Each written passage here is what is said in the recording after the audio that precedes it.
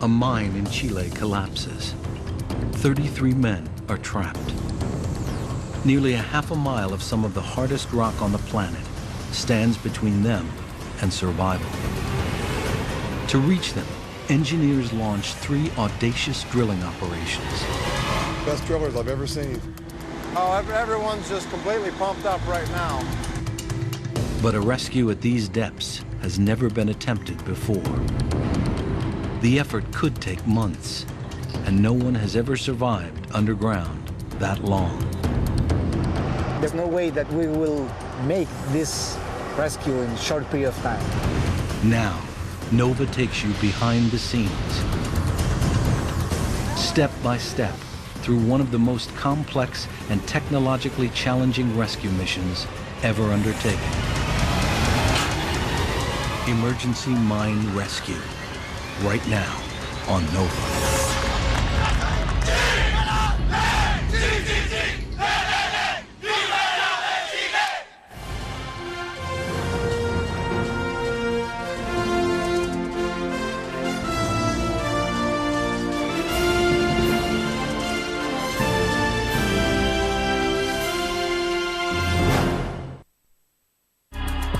August 5th, 2010. The San Jose mine in northern Chile collapses.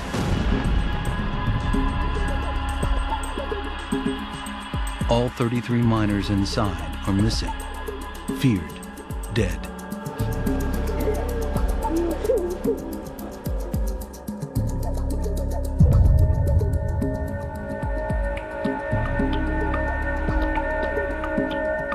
Retired miner Jose Vega is one of the first men on the scene.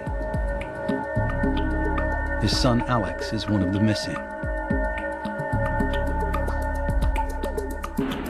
Jose quickly forms a search party. They drive into the mine's main access tunnel. The floor was cracked, the ceiling was cracked, the walls were cracked, rocks were falling from everywhere. The truth is, it was very frightening, very frightening. They make it down 1,300 feet, but then their path is blocked by a huge slab of fallen rock.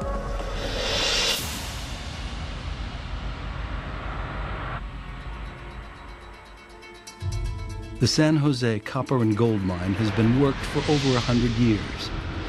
Its labyrinth of tunnels and interconnecting ventilation shafts spirals down for nearly 2,500 feet.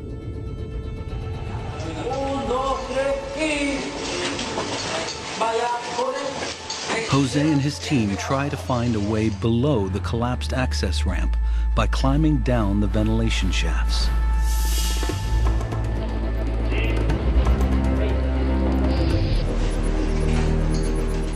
I don't know how far down we got. Minutes turned to hours. But we found a level where there were no cracks. The walls seemed sound. Jose thinks he's reached a tunnel below the collapsed section. But before a mission to rescue the miners gets underway, a second collapse crushes the ventilation shafts.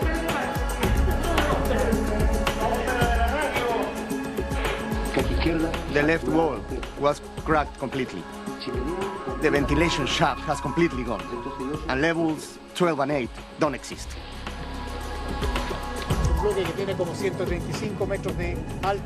Mining Minister Lawrence Goldborn is on site coordinating the rescue. That collapse meant that there was no way that we will make this rescue in a short period of time.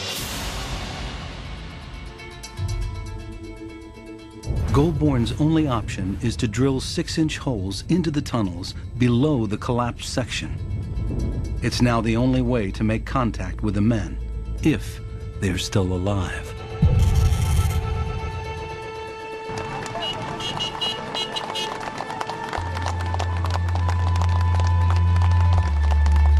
The first of 9 drilling rigs arrive at the site.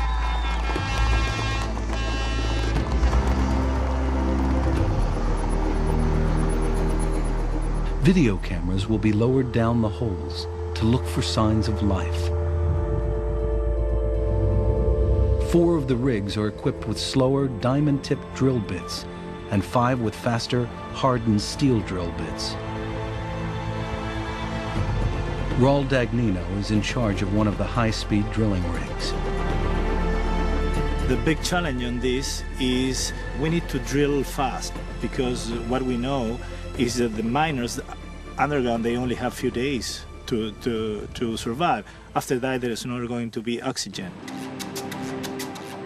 The problem with the high-speed drills is that they drift off course when cutting through hard rock. The harder the rock, the bigger the deflection. Engineers must angle the drill in order to compensate for the deflection. But no one knows exactly how hard the rock is. They will need all their experience if they're going to hit the tunnels where any miners might be sheltering.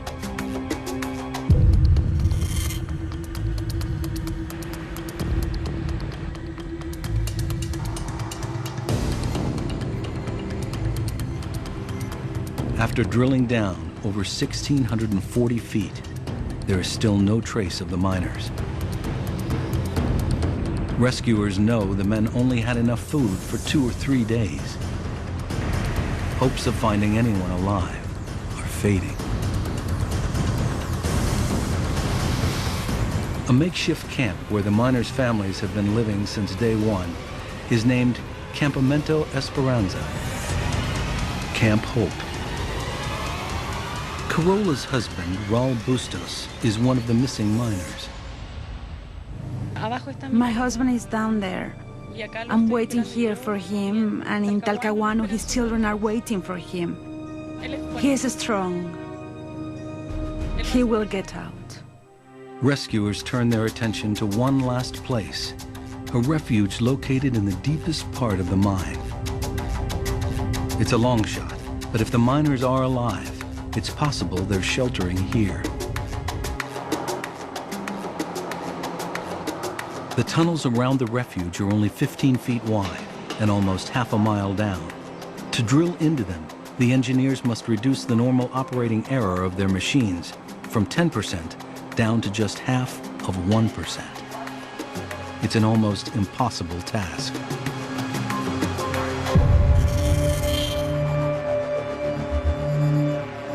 "14 days have now passed since the mine collapsed.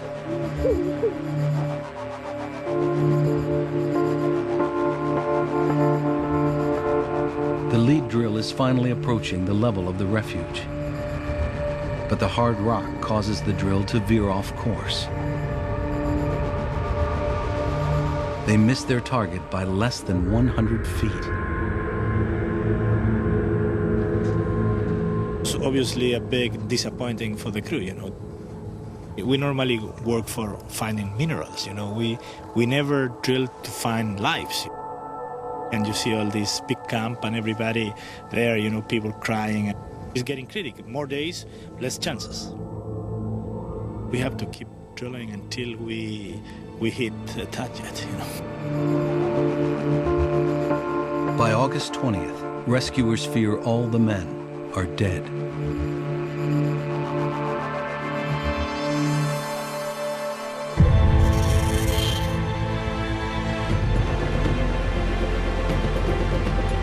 In the early hours of the morning of the 17th day, all 9 drilling rigs are ordered to shut down.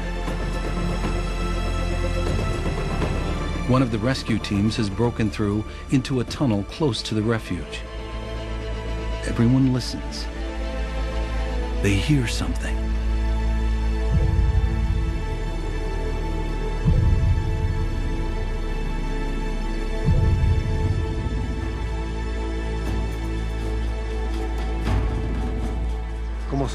As they are metallic tubes, somebody bangs down there and the operators above can hear them. That's why they stop the engines, so they can be certain they are receiving signals from someone.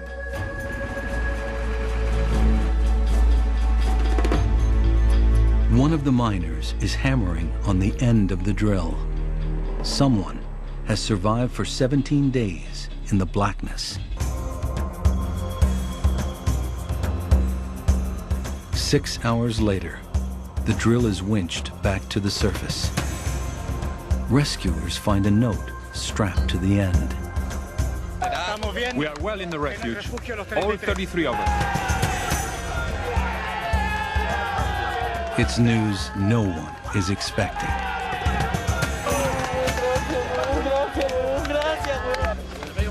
All 33 of the missing miners are alive.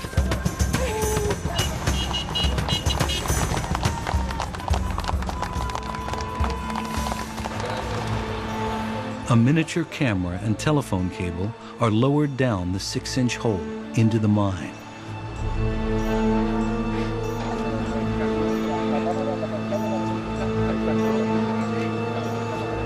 These are the first images of the miners broadcast to the world.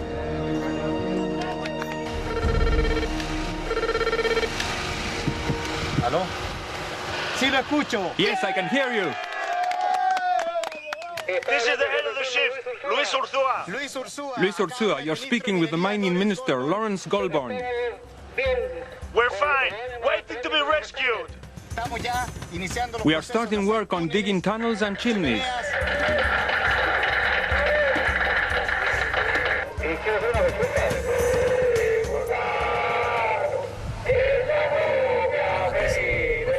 An emotional rendition of the national anthem reaches the surface. It's the last thing psychologist Alberto Iturra expects to hear. We all expected the mood of the miners to be a depressing one, with severe mental problems. However, we realized they were healthy people. They are extraordinary people. The miners are not confined to the small refuge. They are able to move through over half a mile of tunnels in the lower part of the mine.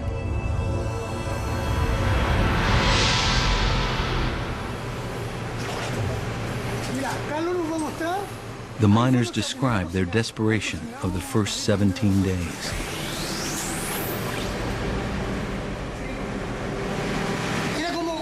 We hope to open a line of communication with the surface. We put lots of smoke signals through here. We set fire to oil filters and tires. It was a desperate time. To help the men cope with their prolonged isolation, the Chilean government calls in NASA psychologist Al Holland. It makes a big difference that there was a group of 33 down there. They divided up into work groups, and they explored for water, they dug wells. This is extremely important because if people do not organize themselves and they do not take control of their fate, then they're essentially have given up before they've even tried, and those people tend not to survive these situations. The reason for the collapse is still under investigation, but local mining engineers suspect that poor structural support is to blame. You should leave support bridges at different levels with a predetermined thickness, and in this case, there was one bridge which was mined. Instead of being 30 meters thick, at one point it was approximately 15 meters. Whatever caused the collapse, the result is clear. A 700,000-ton block of rock crashes down, crushing the access tunnel and ventilation shafts to a depth of over 1,600 feet. The miners are entombed under nearly half a mile of rock. A rescue at these depths has never been attempted. The reality is that these men may never see the light of day again.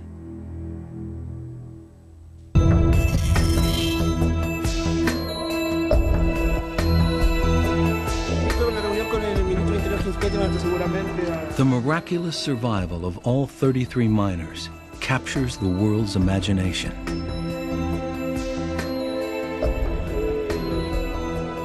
The men are alive thanks to the actions of their shift leader, Luis Urzúa.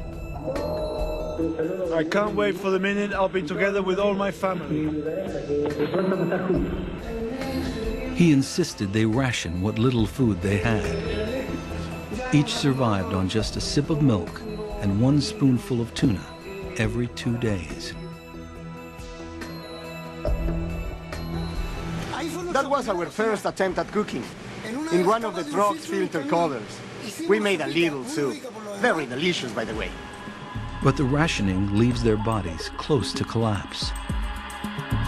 Now the food they so desperately need could kill them.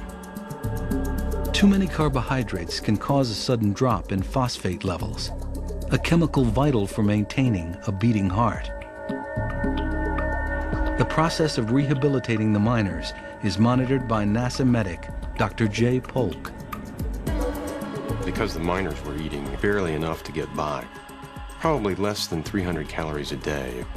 In effect, they were starving. What we worry about is something called refeeding syndrome, which can cause a low level of phosphate, which can then lead to cardiac dysrhythmias or cardiac failure. Getting the right nutrition to the miners is critical.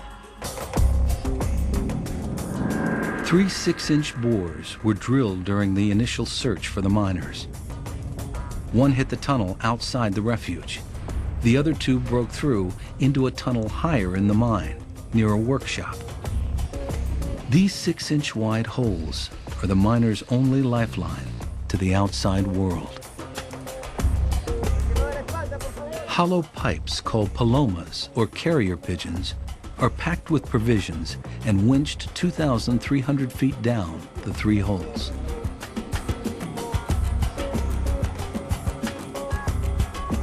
Medics first send a glucose solution containing minerals and vitamins. It will slowly and safely reintroduce them to food. All of the focus now turns to the engineers. They have only one option to save the miners: to somehow drill a 28-inch shaft nearly a half a mile down through extremely hard rock, lower a steel cage barely wide enough for a man, and then winch them back to the surface.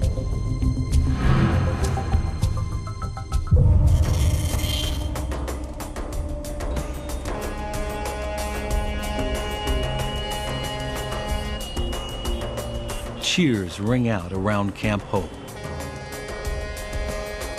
The machine everyone hopes will rescue the miners, the Strata 950, arrives from a mine 500 miles away.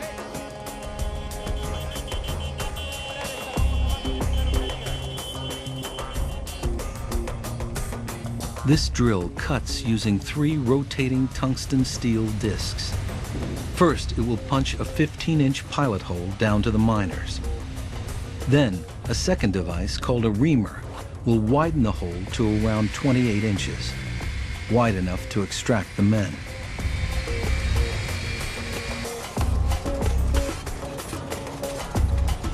The Strata 950 is designed to drill perfectly straight vertical holes.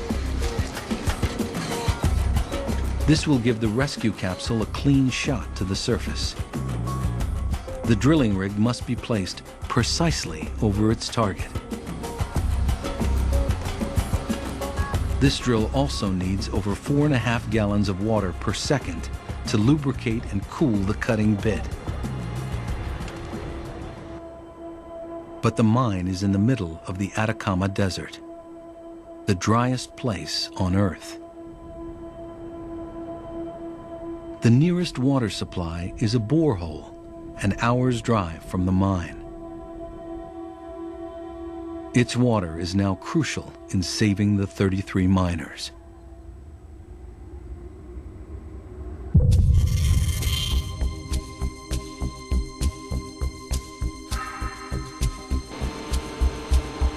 On the evening of August 31st, the drilling begins.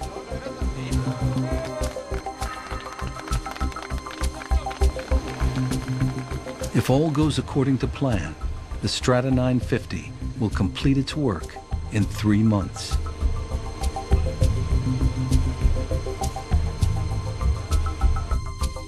Any delays could extend the rescue beyond Christmas. A never-ending convoy of water tankers has to feed the drill for the next few months. In the meantime, the miners must endure horrendous conditions. Inside the tunnels, temperatures reach 95 degrees. The rock walls drip with moisture, and the humidity in the air is a suffocating 95%. Even the darkness poses a threat. We worry about the lack of exposure to UV light, UVA and B.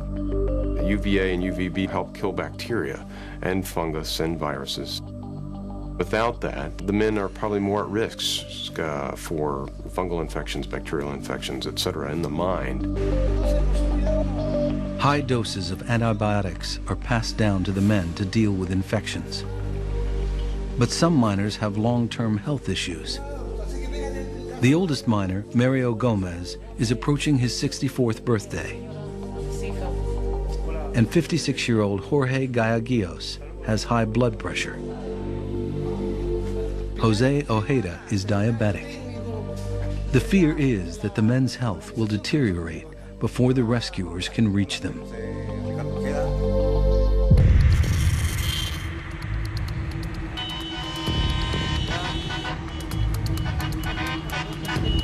Today, an American-built drilling rig, the Schramm T-130, arrives. It's part of a daring new rescue plan, dubbed Plan B, that started with a phone call from Pennsylvania-based drilling engineer Brandon Fisher. When we initially saw that they were planning on taking as long as Christmas, we felt that we needed to get involved and at least reach out and let people know from Chile that we have technology that could possibly help. Brandon's plan is brutal, but much faster. Instead of grinding the rock like Plan A, his drill will smash it. Compressed air forces a piston to smash into a drill head made of hardened tungsten steel points. These points hammer into the rock 20 times a second. This drill should be twice as fast as the Strata 950, but there's one major drawback. You can't steer it. But Brandon has a plan. 3 6-inch diameter shafts run down to the miners. They're supplying the men with food, water, and medical supplies. Brandon's bold idea is to sacrifice one of these supply lines. He will use it to guide his air-powered hammer. The Plan B team have designed a special hammerhead with a guide piece on the tip that allows the drill to follow the existing pilot hole.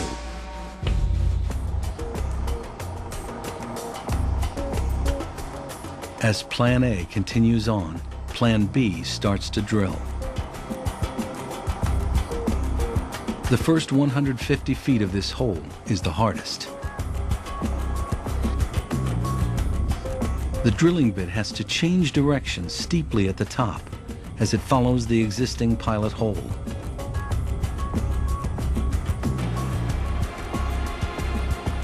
Brandon worries that the hammerhead will jump out of the guide hole as it tries to round the curve. Plan B is a fast but high-risk ride. The speed and economics in most cases outweigh the chance or the risk that you take.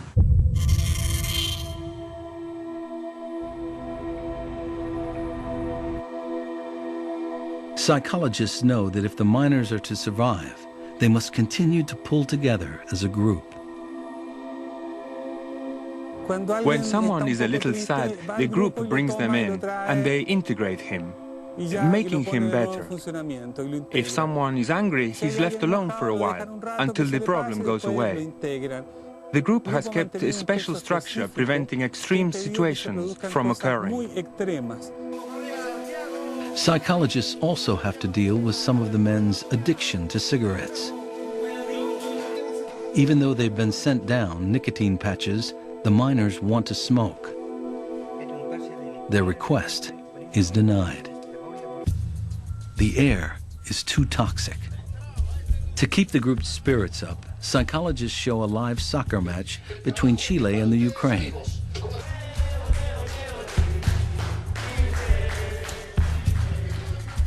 While the families watch above ground, the miners also follow the action thanks to a projector and a half a mile of fiber optic cable. Ex-professional soccer player Franklin Lobos gives a halftime analysis. I think it's a fair result. Ukrainians are playing better than Chile. I hope we can improve in the second half. Clearly, the Ukrainians didn't get the memo. The match ends in a 2-1 defeat.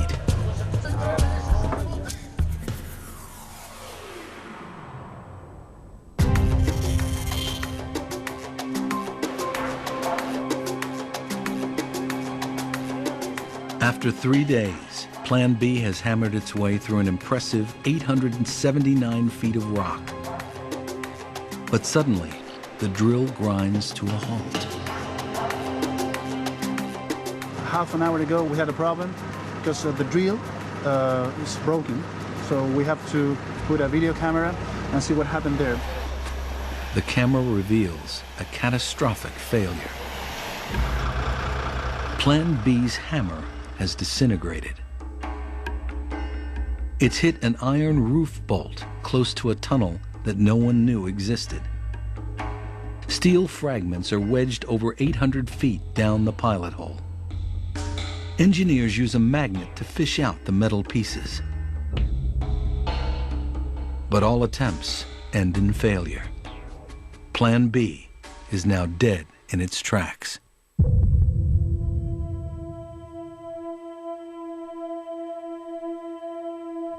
The miners have been trapped for 35 days. And the strain is beginning to show. Miner Victor Zagovia describes his feelings in an emotional letter to his brother, Pedro. There is no way I'm going to lie to you. How things are down here. Here it's really bad. This hell is killing me. I try to be strong, but it's difficult. Sometimes when I sleep, I dream I'm at a barbecue. When I wake up, I find myself a prisoner in this darkness.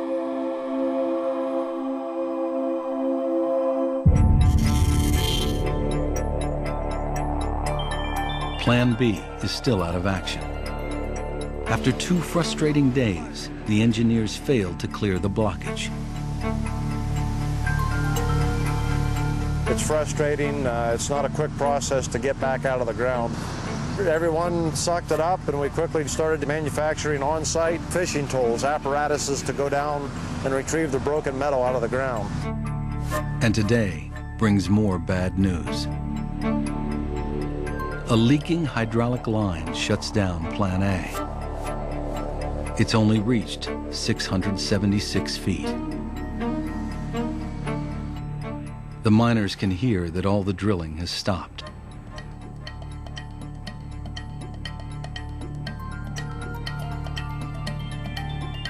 Maria Segovia receives a letter from her brother Dario. He desperately wants to know what is going on. The boys are bad down there. The boys are bad, nervous. They can't hear the machines, they can't hear anything.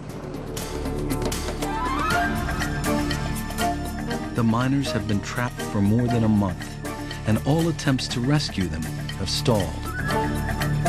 No one knows how much more they can take.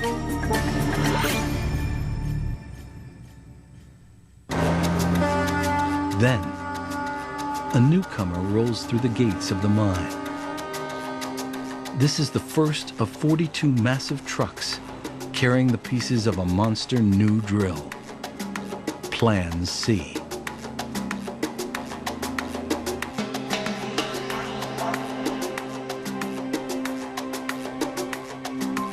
Just a few weeks ago, this oil platform was stationed close to the Bolivian border. Canadian Sean Robstad is the team leader. We're coming in to hopefully drill a well here, that's all. And pull them out. The rig is so big, it needs a flat piece of land the size of a football field. The site is prepared, but it's not directly above the miners. The drill starts at a 7-degree angle.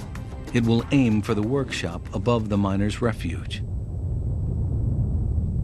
For the miners' families, the rise of this 150-foot-tall, super-fast drill is a reassuring sight.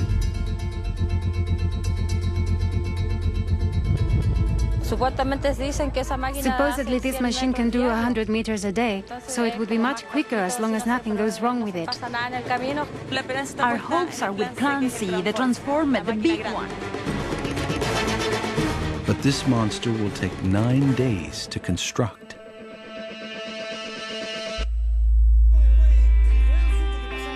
After 5 weeks underground, individual personalities begin to emerge. Most noticeable is Mario Sepulveda, who has become the group's stand-up comic. And one message. The wives who waste the money of their husbands, it's time they pull their socks up and understand that we don't earn our money because we are prettier than our boss. No, we earn our money with the sweat of our brow.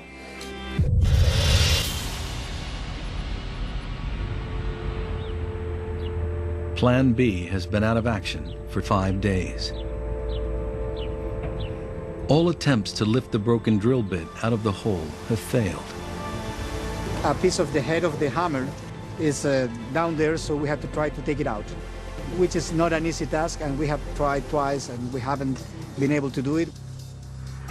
If engineers can't remove the broken drill bit, they will have to abandon the hole and start again from the surface.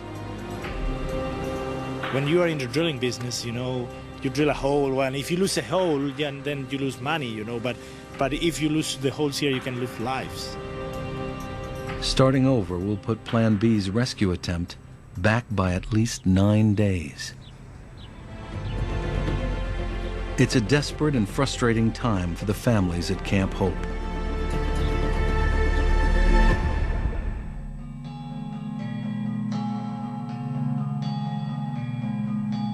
Tonight, one of Chile's most sacred icons, the Virgin Maria del Carmen, is brought up to the camp.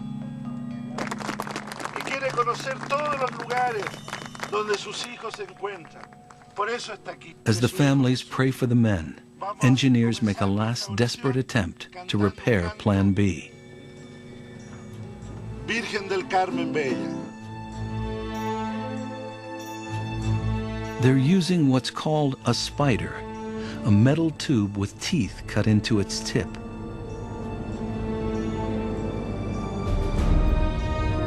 It's lowered down to the bottom of the hole. As it approaches the obstruction, it's pushed down under immense pressure. This forces the teeth to bend inwards, enclosing the metal debris. Engineers wait to see if their spider holds on to its catch. It works. Plan B can finally begin drilling again.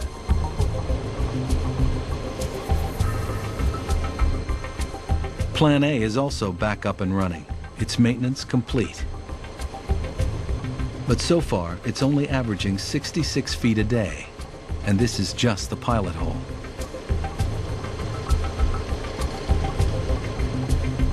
At this rate, the miners will remain buried underground for at least another 4 months.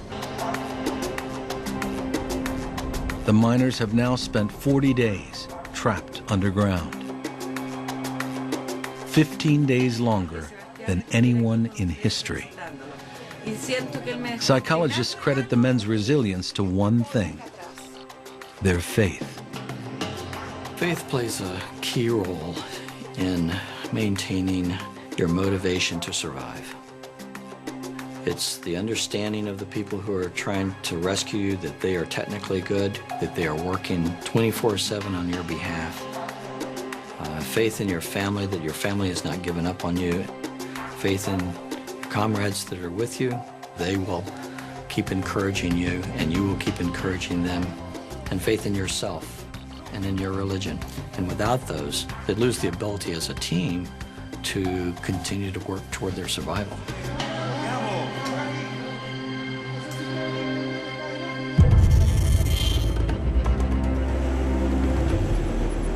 Their faith is rewarded. Against overwhelming odds, Plan B's 12-inch drill bit smashes through into an access tunnel close to the miner's workshop.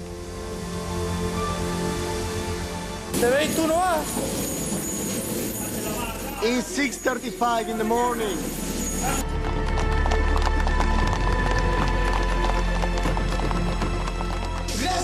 Thank you. Thank you to all our dear colleagues who have worked so hard for us. We are full of emotion for what's been achieved. And with this, we want to thank you, compañeros. Atención, with all our hearts. But in reality, the battle is only half won. The 2,067-foot shaft must now be widened from 12 to 28 inches.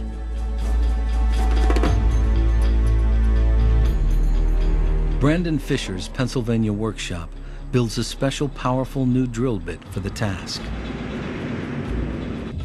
As the blue drum rotates, its 4 hammerheads pummel into the ground at 20 times a second, shattering the hard rock. It chews through more than 3 feet of rock every hour. If there are no setbacks, they could reach the miners in 26 days.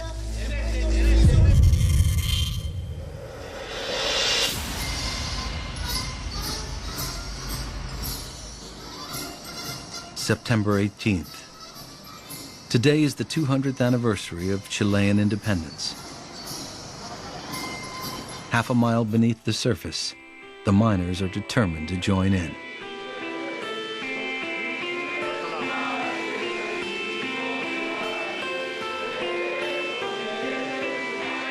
They're sent down a traditional meal of empanadas. Go on, take a bite. But not the red wine that normally accompanies this dish. Alcohol has been banned by the medics, but they've been forced to give in on another issue. And he owes me the cigarettes. And that fat one owes me a pack now. It's going up. For the past 6 days, the miners are allowed a limited supply of cigarettes.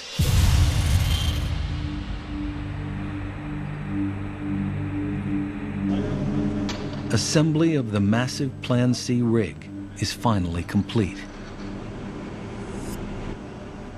Its 28-inch tri-cone bit is powerful enough to dig the rescue shaft in just one pass in only 20 days.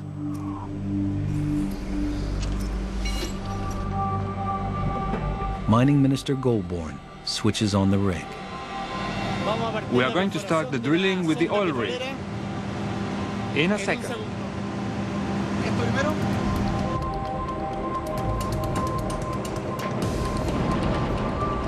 Water-based slurry cools down the 3 interlocking drill heads and drives rock cuttings back to the surface. Here we have the debris created by the drilling. Now, for the first time, all 3 drills are up and running, locked in a dramatic race. Plan A makes it to 1,234 feet, but it's still on its first 12-inch pilot hole. The Pennsylvania-based Plan B team reaches 279 feet, while the massive oil rig Plan C has reached just 131 feet in 4 days. The rock is harder than predicted, wearing down the drill heads. Each one lasts approximately 20 hours. It takes 12 hours to change out each bit. And then, Plan B suffers its second catastrophic failure. And this time, there's no hiding it from the miners. One of the drill's 4 hammers breaks and drops down the pilot hole, crashing into one of the tunnels. Good afternoon. Could you please explain what is this little thing you've got? I think it's called the drill bit, but could you explain why this bit is here? Instantly, they were on the telephone, called us to let us know there was a bit in the hole. The only time in my life that I've ever drilled a hole that we have communication below that tells us what's going on. The miners joke about the accident, but as their 50th day underground approaches, they don't know how much longer they can survive, or whether they'll ever see sunlight again.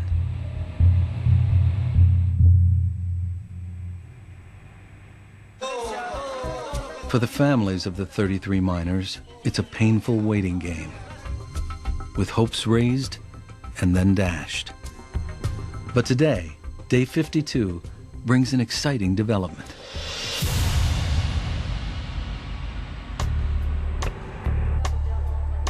The escape vehicle, dubbed the Phoenix, arrives.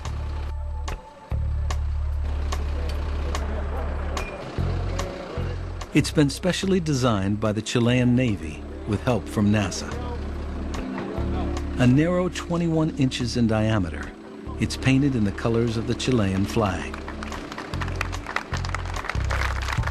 Led by Minister Goldborn, the families are given the chance to experience what awaits their loved ones.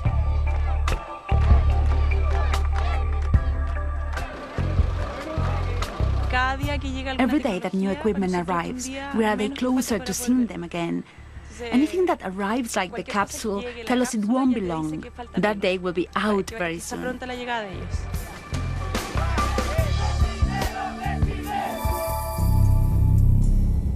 Inside are oxygen cylinders in case of breathing problems.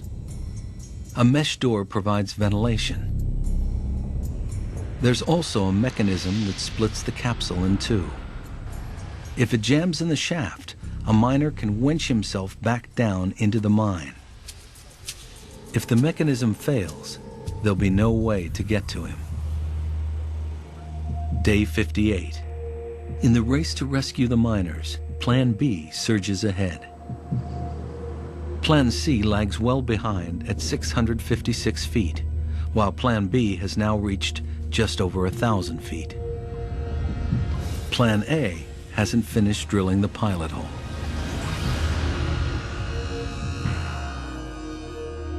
To the drillers' disappointment, authorities decide to shut down Plan A.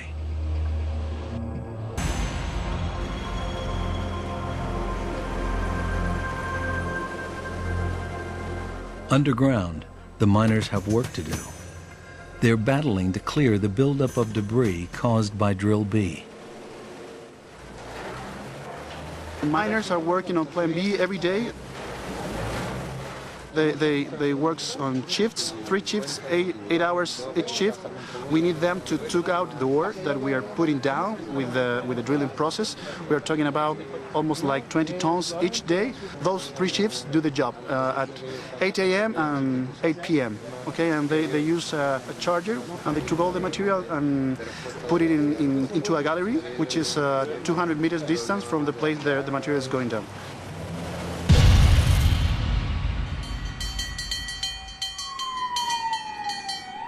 October 5th, day 61.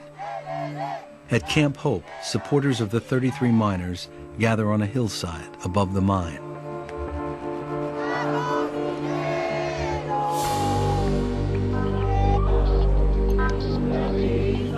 They're holding a vigil to mark a solemn milestone.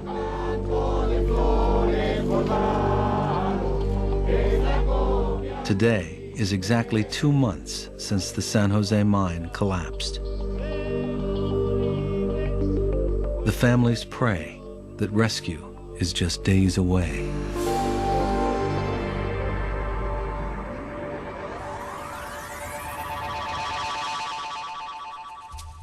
Plan C is proving to be a disappointment. It hasn't even reached halfway. The rock is so hard, it's only chewing through about 50 feet a day. But there's good news. Plan B is close, reaching 1,528 feet. Once finished, drillers will reinforce the weak rock at the top of their drill shaft with steel lining tubes. They cannot risk a tunnel collapse while a miner's being winched to the surface. The rescue team begins practicing their mission. A crane lifts the capsule into one of the steel liners. It's an extremely tight fit. Each man will spend nearly 20 minutes in this cage, alone for the first time in over 2 months. The final journey to freedom will be grueling. We see that the yellow top is now completely inside. It's dark in here, but I have light, so I'll see everything. Day 65. The sun rises over a freezing Atacama desert. As day breaks, Plan B is only 10 feet away from the miners. It's a dangerous time. The rock directly above the tunnel roof is weak. The threat of major collapse is very real.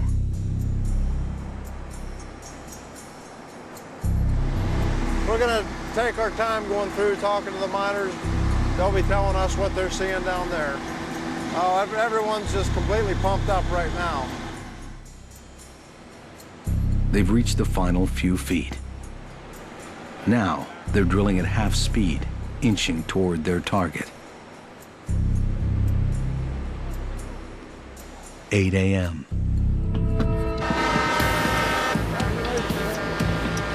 Brandon Fisher's specially designed drill smashes through to the miners.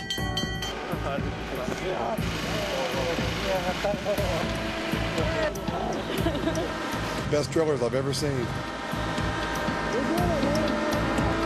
This is the 33rd day that we were drilling. 33 days, 33 miners.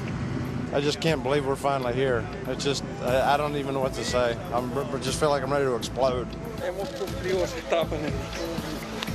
After 65 torturous days underground, the Plan B team gives the miners their escape route. This is the hardest job I've ever been on in my life, technically and obviously emotionally. And it fought us the whole way. It really fought us the whole way, and there's a lot of times we didn't think we'd make it. At the very end, you probably saw the pipe jamming. The roof bolts were catching in the teeth.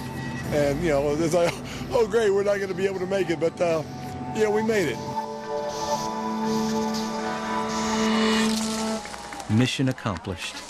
The Plan B team leaves. They know the celebrations ahead belong to the families who've waited so long. I made a bet on Plan B. And Carola? I made a bet on Drill C. I had a lot of faith in Drill C because it seemed much faster and all. And I lost. There's fear, too. No one knows how the men will be affected by their long ordeal. The only thing I want is to see him and hold him. But at the same time, you understand that at times they will want to be alone. And that is something we'll have to respect. Because they've been alone for a long time. They have gotten used to another way of life. We'll have to start from the beginning again. In the early hours of Day 69, the final phase of this ambitious rescue mission begins. Medics decide that a few strong men will lead the way in case of problems, followed by the ill and weakened miners. Florencio Avalos, the first to be filmed alive, is the first to leave. As he's winched up at a speed of 3 feet per second, his wife, Monica Araya, and 7-year-old son anxiously wait alongside Chilean President Sebastián Piñera. Just after midnight, the capsule breaks the surface. The cage door is opened, and Florencio is a free man.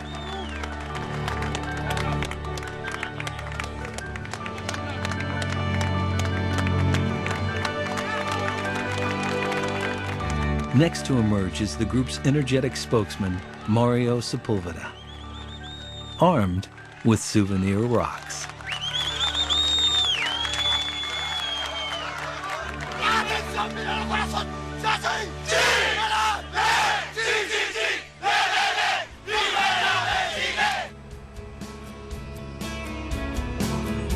Now, one by one, the men are winched back to life.